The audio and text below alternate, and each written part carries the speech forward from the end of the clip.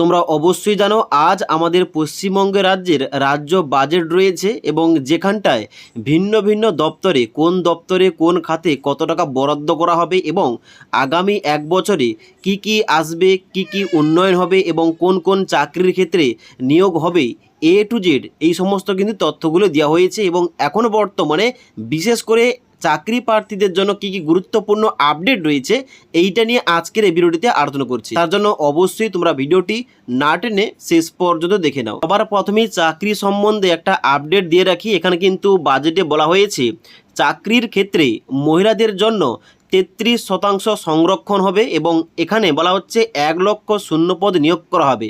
তাতে মহিলা নিয়োগ করা হবে 33%, তার মধ্যে 20,000 পুলিশ বিভাগে, 50,000 হবে শিক্ষক শিক্ষাকর্মী নিয়োগ করা হবে এবং যেখানে প্রযোজ্য সেখানে 10% অগ্নিবীরদের জন্য সংরক্ষিত থাকবে পদটা।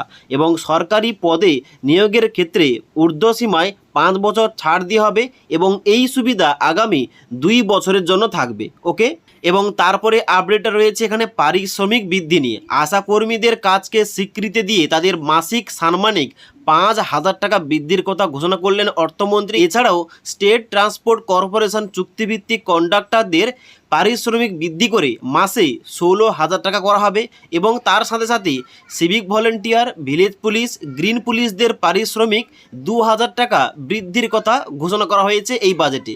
এবং সঙ্গে হোমগার্ডদেরও পারিশ্রমিক বৃদ্ধি পাচ্ছে 2,000 টাকা। তারপরে আপডেটটা রয়েছে ডিএ নিয়ে। অনেক দিন আগেই কিন্তু আমাদের রাজ্যে ডিএ নিয়ে কিন্তু অনেক সমস্যা চলছিল, এখন কিন্তু বর্তমানে বাজেটে ঘোষণা করা হয়েছে সরকারি কর্মচারীদের জন্য 20% মহার্ঘ ভাতা কিংবা ডিএ বৃদ্ধি করা হবে এবং সব মিলিয়ে মোট কিন্তু বর্তমানে 38% ডিএ কার্যকর হবে আগামী অক্টোবর মাস থেকে, মানে অক্টোবর 2026 থেকে এইটা কিন্তু লাগু হয়ে যাবে। এবং তার সঙ্গে সঙ্গে মহিলাদের জন্য বিনামূল্যে যে বাস পরিষেবা চালু করা হয়েছে, যার জন্য রাজ্যের তরফ থেকে 550 কোটি টাকা বরাদ্দ করা হয়েছে এবং শীঘ্রই কিন্তু মহিলাদের পিঙ্ক কার্ড চালু করা হবে, যে কার্ডের মাধ্যমে এখানে কিন্তু মহিলাদের কোনো টাকা দিতে হবে না কোনো বাসে উঠলে। ওকে, পরবর্তী আপডেটটা রয়েছে মহিলাদের জন্য অন্নপূর্ণা যোজনা নিয়ে। অন্নপূর্ণা যোজনার জন্য এখনো বর্তমানে যে রাজ্য বাজেটে ঘোষণা করা হলো, এখানে প্রতি মহিলারা যাদের বয়সটা 25 থেকে 60 বছর তাদের ভাতা টাকাটা সুনিশ্চিত করতে রাজ্য বাজেটে 36,000 কোটি টাকা ঘোষণা করেছেন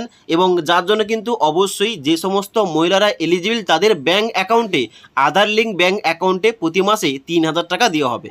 তো এই ছিল কয়েকটি গুরুত্বপূর্ণ আপডেট। তবে সম্পূর্ণ বাজেট পেশ হওয়ার পর আরও কিন্তু গুরুত্বপূর্ণ কয়েকটি আপডেট আসবে, যার জন্য কিন্তু অবশ্যই আমাদের চ্যানেলটি সাবস্ক্রাইব করে পাশ থাকা বেল আইকন প্রেস করে অল নোটিফিকেশানটা অন করে রাখবে।